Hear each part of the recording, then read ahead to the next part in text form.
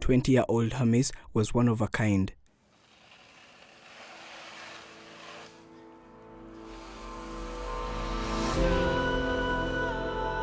He was a boy with the largest and biggest legs that we have ever known.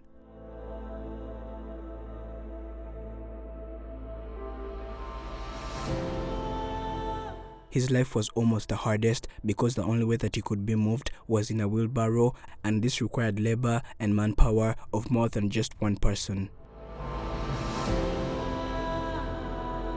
He was a boy that never enjoyed life at all because he was always in pain since he was infected by a disease that put an end to his life. I am called Fatuma Hashim Lugwila. I am the sister to the late Hamis.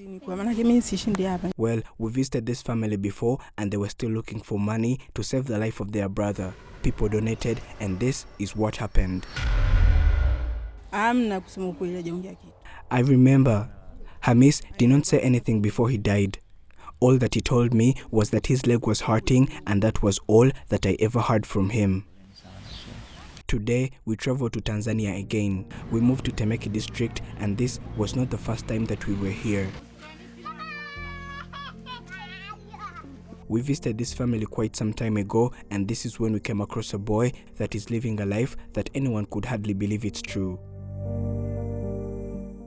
Kwa jina naitwa Mr. Hashim. Una umri gani?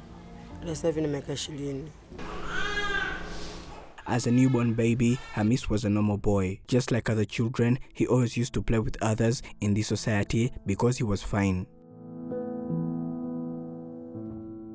One day as he was playing, he fell down and this ruined his life. He broke his leg and got a fracture. This is when he was taken to the hospital, which failed, and they took him to another that also realized that this was not an ordinary fracture, so they transferred him to another. All these hospitals couldn't do anything for him because his condition seemed normal on the outside, but on the inside it was totally worse. They were afraid that the surgery that they were supposed to carry out may end his life. Hamisi was a very humble and kind boy. Though he was experiencing a lot of pain, he never wanted to bother anyone at all. He only called people when he was at his worst, and we all loved him, and it is so sad that we could not do anything to save him. He was transferred to India so that he could be attended to by a professional doctor, and this is exactly what happened. His family spent a very long time seeking and working for the money that he needed until they found it. This was when he flew to India. Surgery was carried out and his right leg was cut off. They all hoped that this had come to an end and they brought him back home, but little did they know that this was just the beginning of a very sad story of his life.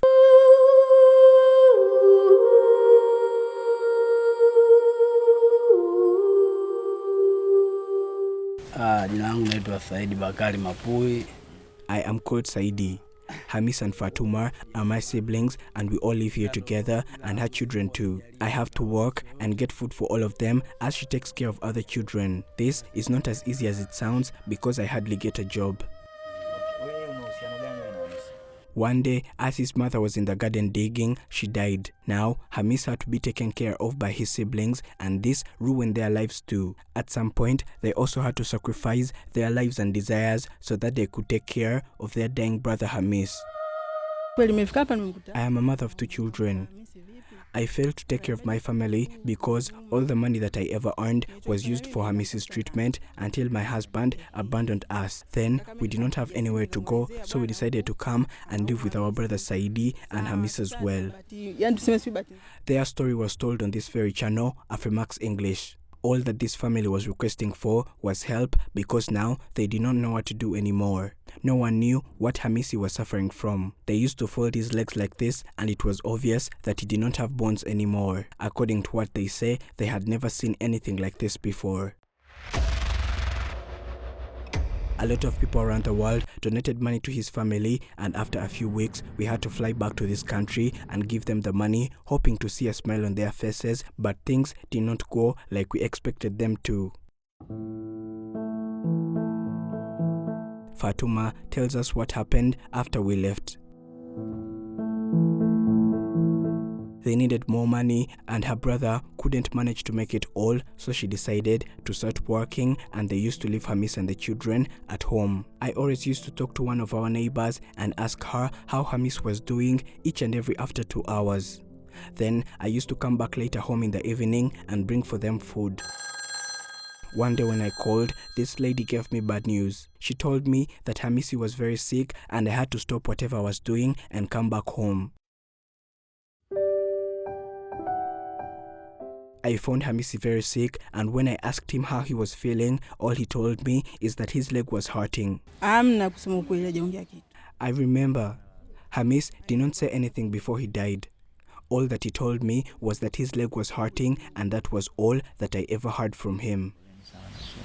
I immediately called my brothers and family, and they came soon after then. We were planning to take Hamisi to the hospital as we were still trying to figure out a way to carry him there. In the process, Hamisi took his last breath. He died, and this shocked everyone. We were so poor and we couldn't even manage to take him to the hospital and at least know what had killed him. We had to bury him the way that he was. They did not have money for his burial either.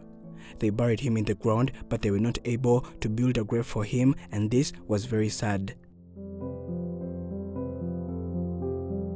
We gave them the money that was donated, and we at least saw a smile on their face. It was so sad that Hamis was not here to see this happening, because in the first place, it was all about him. After receiving this money, she said that they are now going to renew Hamis's grave and make it better than it was, and in this way they could give him honor. After some time, we revisited this family to check on them again.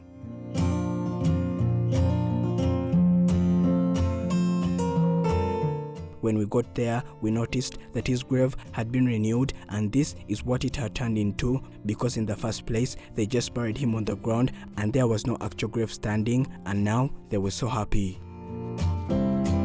We hope that now life is going to be better for this family, because they have been through a lot of pain and suffering, and we have hope that this will change something and make their life easier and better from now on. They were very grateful to each and everyone that donated, because it takes more than just mercy but the courage to do this. It is of great value to them because it shows that someone still cares and they respect that. He was very sick and it seemed like treatment was impossible, but they still wanted him and they never wanted him to die despite his condition. Thank you for watching. My name is Prince. This is Afrimax English. Do not forget to subscribe.